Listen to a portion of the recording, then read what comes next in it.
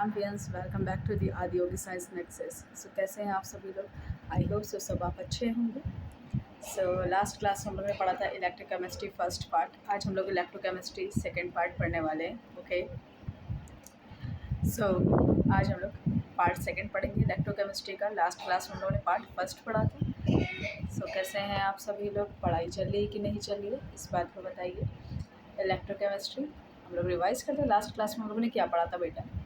Definitions of electrochemistry. ठीक, without any wasting time so हम लोग मूव करते हैं इलेक्ट्रोकेमिस्ट्री के लिए। डेफिनेशन ऑफ इलेक्ट्रोकेमिस्ट्री क्या पढ़ी थी डेफिनेशन ऑफ इलेक्ट्रोकेमिस्ट्री में? So branch of physical chemistry is known as electrochemistry. Okay, so rapid revision करेंगे 1 सेकंड के अंदर। इलेक्ट्रोकेमिकल सेल्स क्या होंगी? गैल्वेनिक सेल्स और इलेक्ट्रोकेमिकल सेल्स के बारे में पढ़ा था। इलेक्ट्रोलाइटिक सेल्स, गैल्वेनिक सेल्स में क्या था? Chemical energy converted into the electrical energy. And the electrodes क्या होंगे इस केस में? एनोड होंगे तो नेगेटिव इलेक्ट्रोड्स होंगे और साइड कैसी होगी? ऑक्सीडेशन होगी। ठीक है, और कैथोड कैसा होगा? पॉजिटिव इलेक्ट्रोड लोगे, साइड कैसी होगी? रिडक्शन होगी। सो लोन हम लोगों ने टिक बनाया था। Loan L for left side में होगा, ऑक्सीडेशन होगा, एनोड होगा, नेगेटिव होगा। जस्ट अपोजिट इसका कौन सा होगा? इलेक्ट्रोलाइटिक सेल होगा। सो इलेक्ट्रोलाइटिक सेल पे क्या होगा? एनोड पॉजिटिव होगा, कैथोड कैसा होगा? नेगेटिव होगा।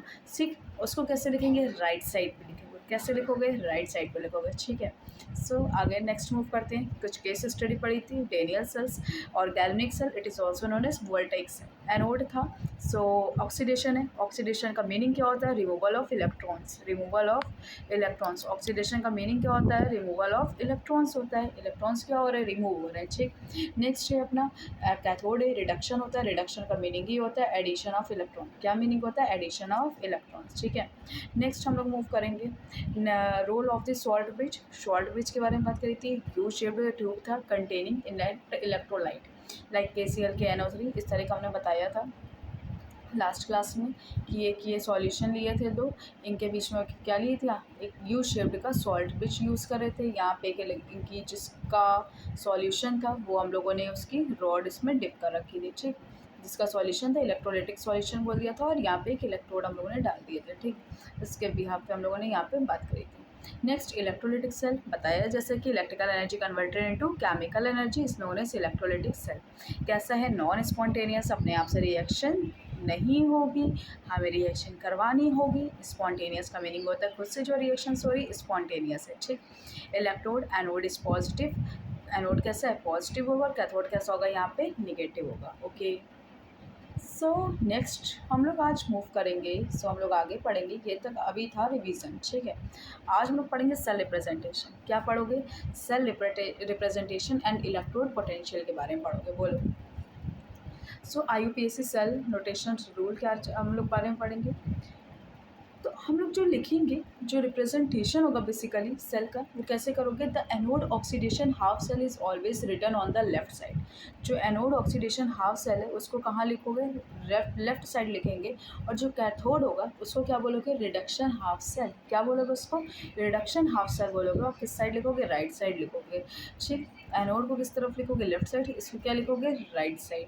A single vertical line represents a face boundary between metal and electrolyte. एक सिंगल लाइन होगी जिसको रिप्रेजेंट करेगी मेटल, बोलो, एंड इलेक्ट्रोलाइट्स के बीच की बाउंड्री को रिप्रेजेंट करेगी। ठीक है, नेक्स्ट है अ double vertical line. Double vertical line होगी जो रिप्रेजेंट करेगी सॉल्ट ब्रिज को, जो रिप्रेजेंट करेगी सॉल्ट ब्रिज को। ठीक, कैसे? हाउ? देखते हैं। इस तरह से कुछ रिप्रेजेंट करेगी। जो डेनियल सेल है मेरे पास, यहाँ पे बेटा क्या दिया हुआ है? Zn। क्या दिया हुआ है यहाँ पे? Zn है। Zn से कहाँ जा रहा है? Zn2+ में जा रहा है। और ये C1 क्या है? कंसनट्रेशन दे रखा है। ठीक है, दोनों को क्या करिए? मेटल और इलेक्ट्रोलाइट। इलेक्ट्रोलाइट मतलब इलेक्ट्रोलाइटिक सॉल्यूशन होगा। फॉर एग्जाम्पल हमने एक यहाँ पे क्या लिया? एक इलेक्ट्रोलाइटिक सॉल्यूशन लिया ZnSO4। क्या लिया है? ZnSO4। यहाँ पे एक हमने क्या डाल दिया इसमें? यहाँ पे हम लोगों ने Zn एक रॉड डाल दिया। ठीक है, Zn का एक रॉड डाल दिया है। ठीक है, सो इसको हम लोगों ने क्या बोला? ये Zn है और कहाँ जा रहा है? ZnSO4 में जा रहा है। किस में जा रहा है? ZnSO4। और Zn में Zn के ऊपर कितना चार्ज हो गया बेटा 2+ हो गया।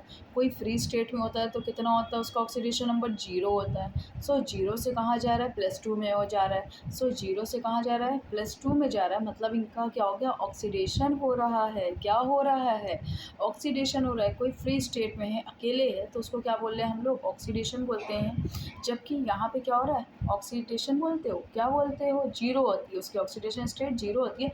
और 0 से कहाँ जा रही +2। नंबर इंक्रीज़ कर रहा होता है तो हम लोग बोलते हैं ऑक्सीडेशन, नंबर डिक्रीज़ कर रहा होता है तो उसको हम लोग क्या बोलते हैं रिडक्शन।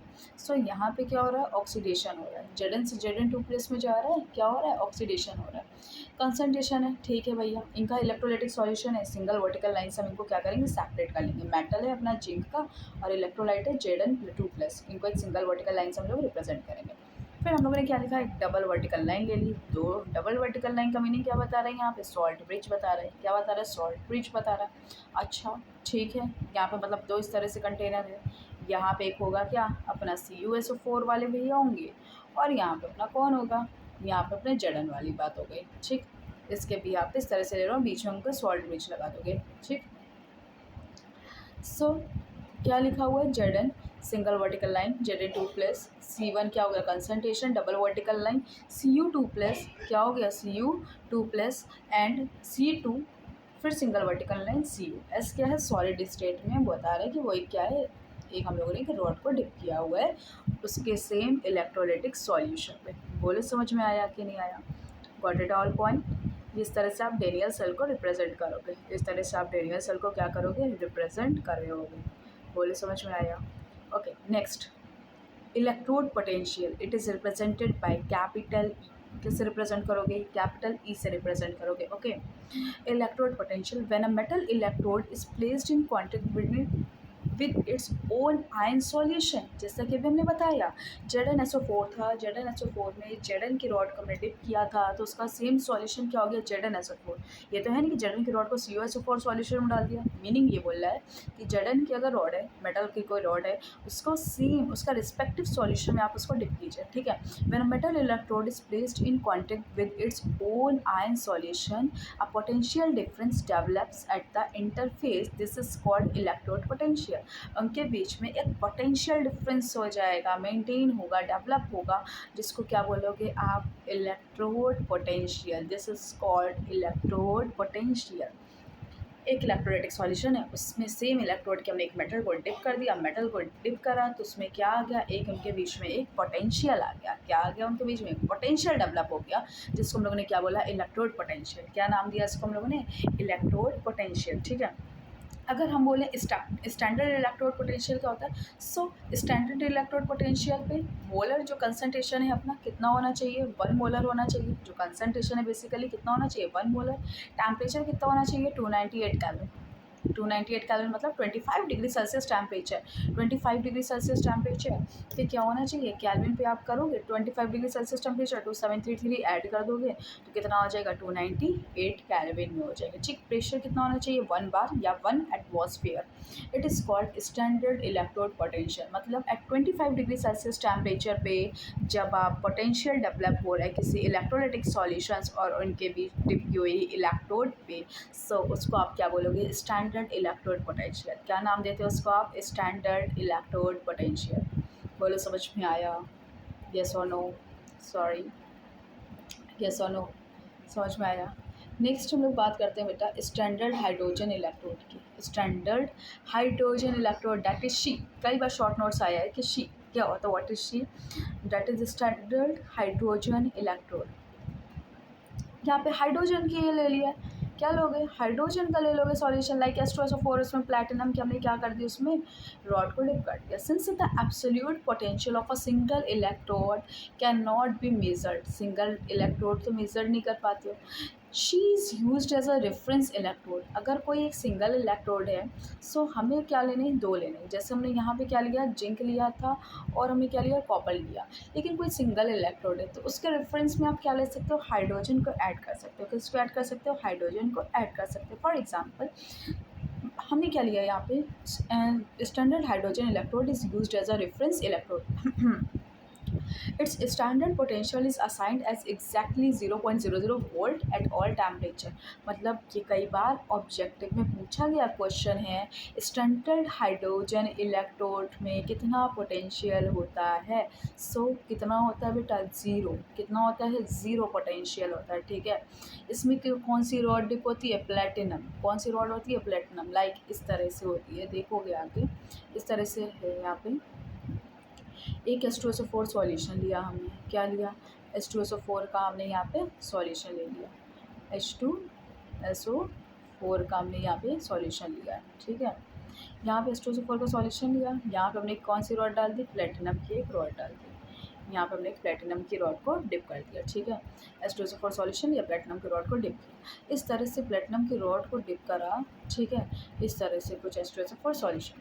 सो PT और सिंगल वर्टिकल लाइन H2 1 बार और फिर सिंगल वर्टिकल लाइन, क्योंकि इसका रेफरेंस ले रहे हैं H plus aqueous 1 molar concentration, aqueous 1 molar concentration.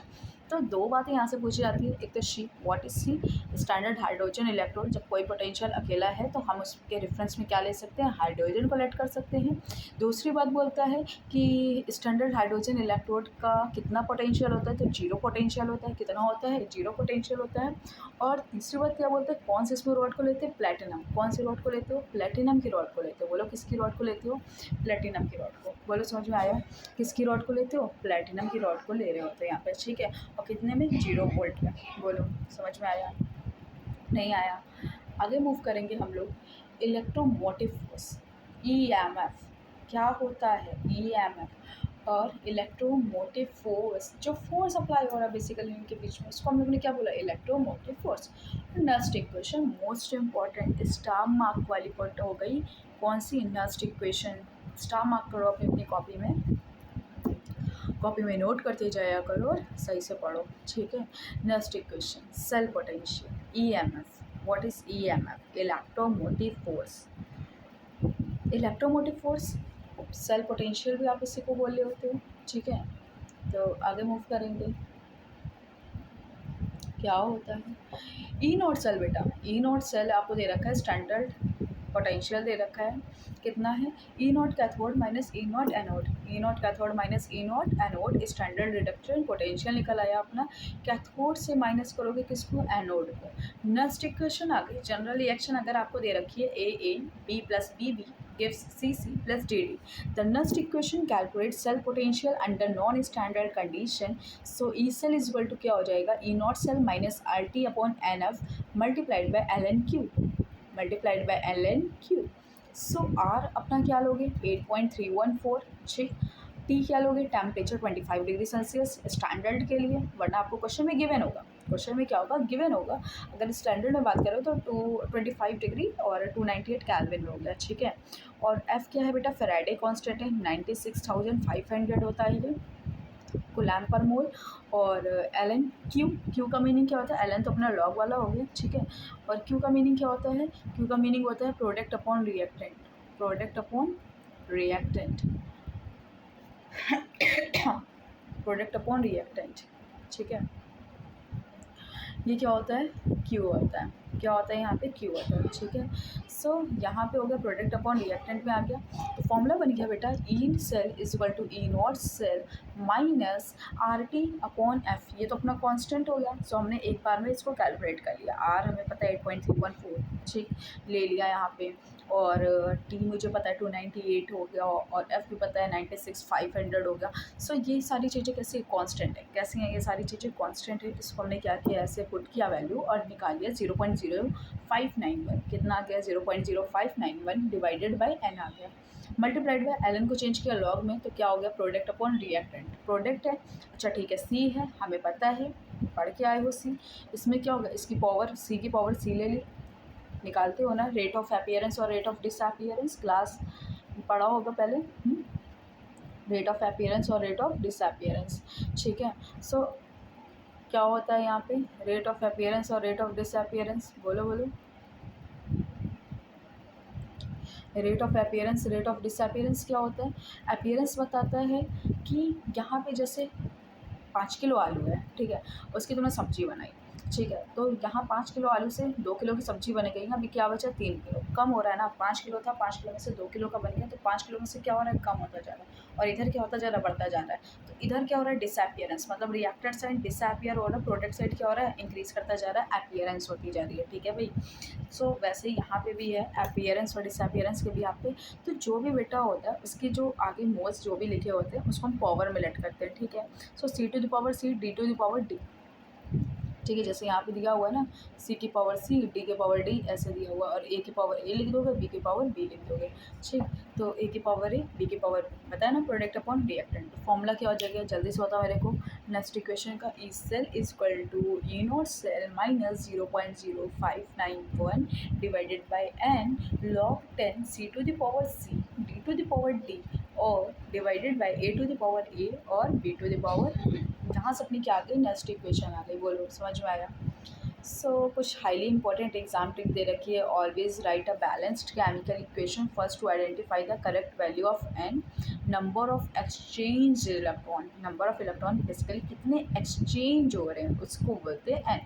For pure solid liquid concentration is taken as 1, pure solid और के लिक्विड के लिए बोल रहा है, कंसनट्रेशन आप कैसे लोगे 1 लेट करोगे, ठीक है। सो आगे मूव करते हैं, इतना समझ में आया, देख लो एक बार। यहाँ से आज हम लोगों ने क्लियरली स्टडी करी है, देखो समझ में आया, रिवाइज करो 1 सेकंड में जल्दी से।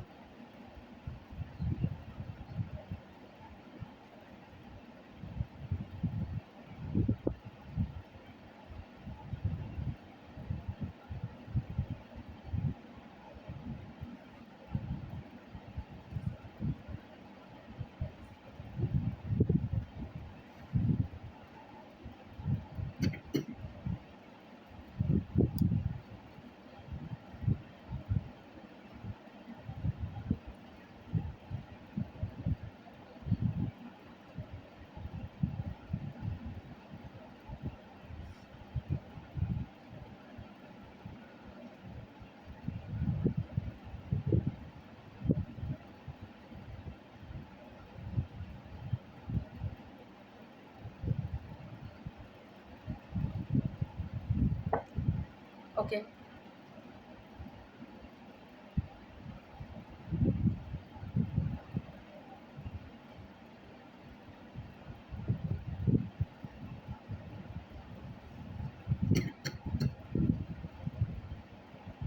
ये आपको टाइम क्यों दिया गया कि लर्न कर सको, यहीं का यहीं लर्न करो, 2 मिनट टाइम दिया, साथ में लर्न करोगे जल्दी हो जाएगा, रिवाइज नहीं करना पड़ेगा, ठीक है। E cell is equal to क्या हो गया, ई नॉट सेल, तुम बताओ नेक्स्ट इक्वेशन, बंद करो आंखें और बताओ मेरे को क्या होती है next equation. E cell is equal to E naught cell minus R T upon N F. So बोलो समझ में आई सारी बातें, अभी तक सारा हो गया ना, ठीक। सो आगे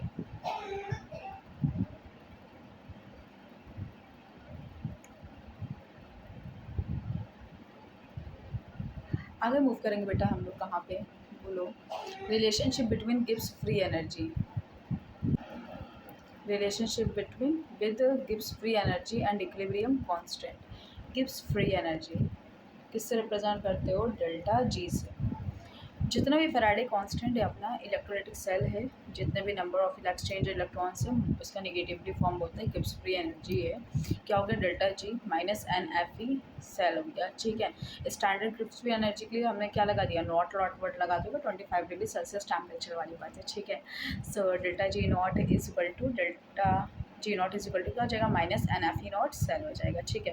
एट इक्विलिब्रियम पोजीशन पे E cell is equal to क्या होता है, जीरो होता है। इक्विलिब्रियम पोजीशन पे E cell is equal to क्या होगा, जीरो। क्यों जीरो होगा, बाय रीज़न क्या होगा, क्योंकि प्रोडक्ट इज इक्वल टू क्या हो जाएगा, रिएक्टेंट हो जाएगा इक्विलिब्रियम कंडीशन पे, और प्रोडक्ट रिएक्टेंट कैंसिल हो जाएगा, कैंसिल आउट ईच अदर, और जैसे ही कैंसिल होगा log 1 की वैल्यू क्या, जीरो होगी।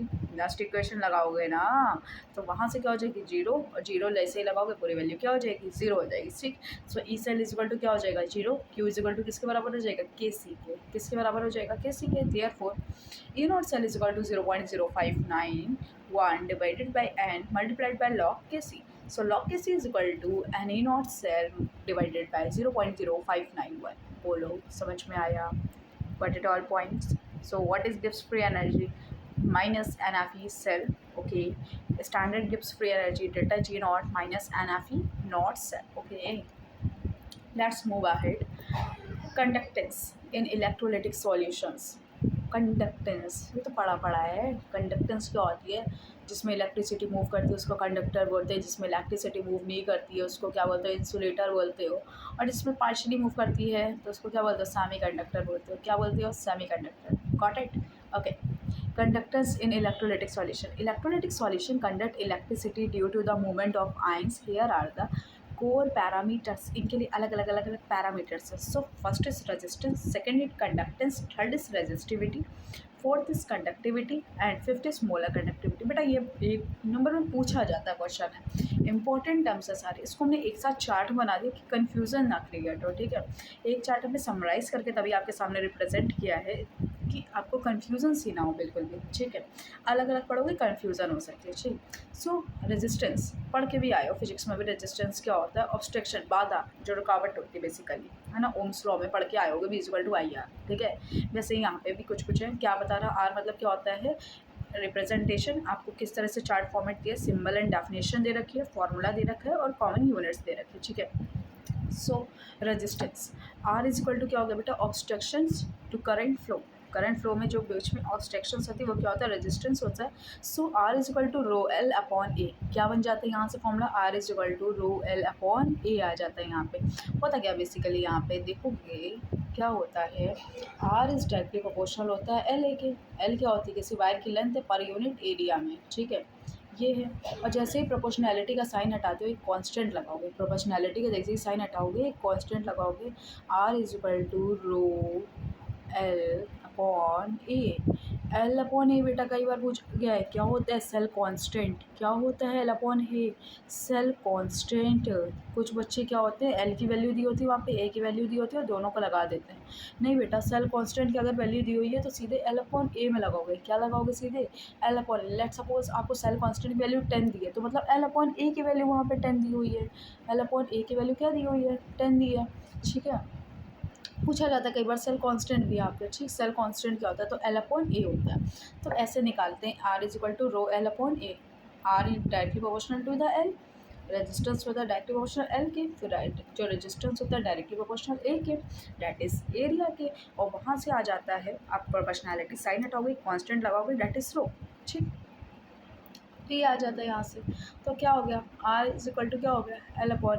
यहाँ से R = क्या हो गया? ρl/A आ गया. सो कॉमन यूनिट क्या होती है बेटा? यहाँ पे ओम. क्या होती है कॉमन यूनिट? ओम. बोलो.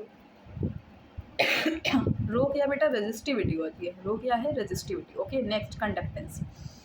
Conductance it is represented by capital G. Ease of current flow. Conductance है तो भैया आराम से करंट क्या होगी? फ्लो होगी. करंट क्या होगी? आराम से फ्लो होगी. So ease of current flow. तो capital G ease of current flow. G = क्या हो गया? Reciprocal of resistance. You can say that reciprocal of resistance is also known as conductance. Is known as conductance. So resistance की unit क्या होती है? ओम. और इसका रेसिप्रोकल है तो यहाँ पे क्या हो जाएगा? Ohm inverse. क्या हो जाएगा? ओम इनवर्स या फिर साइमन. क्या बोलोगे? ओम इनवर्स या फिर साइमन बोलोगे. बोलो, समझ में आया? सो क्या होता है conductance? Reciprocal of R is known as conductance और यूनिट ओम इनवर्स और साइमन. Resistivity rho. अभी हमने बताया R = ρl/A. तो A ऊपर चला गया. क्या हुआ यहाँ पे? A ऊपर चला गया. ठीक है, A ऊपर चला गया यहाँ से यहाँ, और L अपना क्या हो गया? नीचे आ गया. और यहाँ से आ गई अपनी रो की यूनिट आ गई, रो की वैल्यू आ गई. सो यहाँ पे क्या बन गया फॉर्मूला अपना? रो = RA/L. क्या हो गया? रो = RA/L. ये अपना निकल के आ गया रेजिस्टिविटी. और फॉर्मूला क्या बन गया? हमें पता है इनकी वैल्यू क्या होती है? ओम सेंटीमीटर स्क्वायर. कैसे फॉर्मूला निकालते बेटा? यूनिट निकालना आसान है. यूनिट कैसे निकालते हैं? यूनिट है यहाँ पे ओ, जिसकी यूनिट बता रहे ओम, और मल्टीप्लाइड बाय क्या हो गया? ये सेंटीमीटर स्क्वायर हो गया, डिवाइडेड बाय क्या हो गया? सेंटीमीटर हो गया. Centimetre centimetre cancel out each other. तो क्या बन गया यहाँ पे? ओम सेंटीमीटर. क्या बन गई यूनिट? ओम सेंटीमीटर. बोलो, समझ में आई यूनिट निकालना? तो यहाँ से निकालोगे इस तरह से यूनिट ओम सेंटीमीटर. ठीक, नेक्स्ट आता है कंडक्टिविटी. अच्छा, कई बार इसको पूछा गया है. कौन है ये? कप्पा. कौन है ये? Kappa. Conductance of 1 cm³ solution. 1 cm³ solution है, उसको क्या बोलते हो? कप्पा बोलते हो. क्या बोलते हो? कप्पा. कंडक्टिविटी. क्या बोलते हो? कंडक्टिविटी. वहाँ था रेजिस्टिविटी, कंडक्टिविटी, रेजिस्टिविटी। रेजिस्टिविटी बेटा रेजिस्टेंस से रिलेटेड है, ठीक है, रेजिस्टेंस से रिलेटेड है। कंडक्टिविटी कंडक्टेंस से रिलेटेड है। किससे रिलेटेड है? कंडक्टेंस से। Kappa is equal to G L upon A, kappa is equal to G L upon A, where G is equal to conductance, G is equal to conductance. क्या हो जाएगा? Siemens centimetre inverse, siemens centimetre inverse और siemens metre inverse. Molar conductivity, it is represented by lambda m, conducting power of 1 mole electrolyte, conducting power of 1 mole electrolyte, it is represented by lambda m।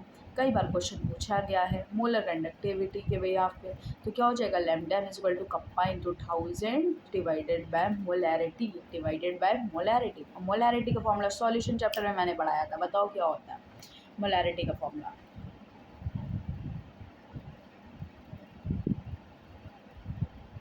याद करो।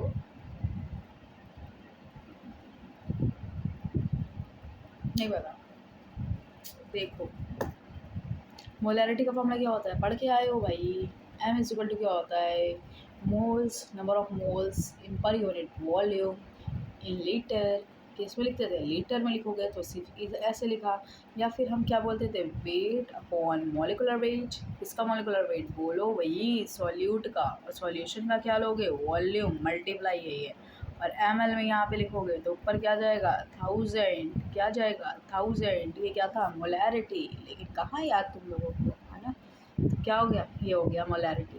ठीक, तो यहाँ पे आप molarity के basis पे लिख सकते हो। फॉर्मूले की लेंथ बहुत ज़्यादा बढ़ जाएगी, न्यूमेरिकल की लेंथ। जब मोलैरिटी की पूरी चीज़ें देगा मेरे को, मोल्स देगा, वेट देगा, मॉलिक्यूलर वेट निकालने के लिए दे रहा होगा, लेंथ बहुत ज़्यादा होगी, लेकिन सॉल्यूशन छोटा सा होगा, जो कि तुम्हें फॉर्मूला बेस्ड होगा।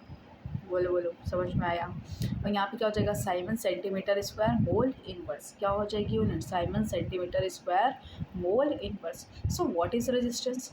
R is equal to rho L upon A, O unit conductance, reciprocal of R is known as conductance, ohm inverse या MHO या फिर साइमन। रेजिस्टिविटी, ठीक है, rho is equal to R A upon L, rho is equal to R A upon L, ohm centimetre. Conductivity, kappa is equal to G multiplied by L upon A. यो G star या G not बना रखा है, ठीक है। सो यहाँ पे क्या होगा? L upon A. G naught क्या बता रहा है? सेल कॉन्स्टेंट बता रहा है एल अपॉन ए को, ठीक है। और यहाँ पे आ जाएगा साइमन सेंटीमीटर स्क्वायर, ये siemens metre inverse. Molar conductivity lambda M, it is represented by lambda M. Lambda M is equal to kappa multiplied by 1000 divided by molarity, divided by molarity. तो क्या हो जाएगा? Siemens centimetre square mole inverse. So L upon A is called the cell constant measured in centimeter inverse और metre inverse. बोले समझ में आया? समझ में आया कि नहीं आया? आया। इफेक्ट ऑफ डाइल्यूशन कितना आया पहले बताओ?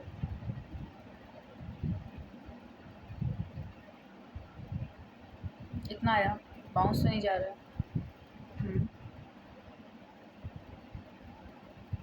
तो आज के लिए इतना ही रखें। क्या पढ़ा आज हम लोगों ने? बोलो जल्दी से। IUPAC सेल नोटेशन, पहले हम लोगों ने रिवीजन किया सारी चीज़ों का, ठीक है। फिर उसके बाद IUPAC सेल नोटेशन पढ़ा, electrode potential, standard hydrogen electrode पढ़े हम लोगों ने। नेक्स्ट इक्वेशन के बारे में हम लोगों ने डिस्कशन किया। बोलो बोलो, इसके बारे में डिस्कशन किया बेटा? नेक्स्ट इक्वेशन के बारे में डिस्कशन किया, ठीक। नेक्स्ट आगे हम लोगों ने गिब्स फ्री एनर्जी के बारे में पढ़ा, minus NF cell. Next equation बताओ, फॉर्मूला नीचे लिख करके मेरे को, ठीक है। क्या होगा? E naught cell minus 0.0591 upon N log 10 product upon reactant, ठीक। नेक्स्ट आगे है, ये हम लोगों ने पढ़ा रेजिस्टेंस। कितनी डेफिनेशन यहाँ से तैयार हो गई? 5 डेफिनेशन इसकी तैयार हो गई। उधर next equation Gibbs free energy, और बहुत मोस्ट इम्पॉर्टेंट टाइप ऑफ है, इससे न्यूमेरिकल पूछे जा रहे हैं, इससे थ्योरी आ रही है, शॉर्ट नोट्स आ रहे हैं, ठीक है। एक जो MCQ में आ रहा है, इसका यूनिट आ जाता है MCQ में, तो सो मोस्ट इम्पॉर्टेंट है ना, most important type of this, लेकिन नहीं कहाँ पढ़ना है, ठीक है। तो रेजिस्टेंस से कंडक्टिविटी है, ठीक, रेजिस्टिविटी है, कंडक्टेंस है, मोलर कंडक्टिविटी है, ये सारी चीज़ें। सेल कांस्टेंट एल अपॉन ए याद रखो भाई, कई बार आया सेल कांस्टेंट क्वेश्चन। बोलो समझ में आया? आज के लिए इतना ही रखे, नेक्स्ट क्लास में मिलते हैं फिर, ठीक है। हाँ, क्लासेस कंटिन्यू होंगी, ठीक है, day by day classes continue होंगी, जैसे टाइम मिलेगा हम वीडियो आपको अपलोड करेंगे। सो पढ़ते रहिए, स्टे ट्यून्ड, और 1 बाय 1 जितने भी चैप्टर्स हो गए हैं केमिस्ट्री में, सो आप पढ़ते रहें, जिसकी नीड है आगे 1 बाय 1 चैप्टर वाइज चलेगा, ठीक है। कोर्स में कंप्लीट करा दूँगी आपको, पढ़ते रहो अच्छे से, ठीक है। आज के लिए इतना ही, मिलते हैं नेक्स्ट क्लास में। ओके,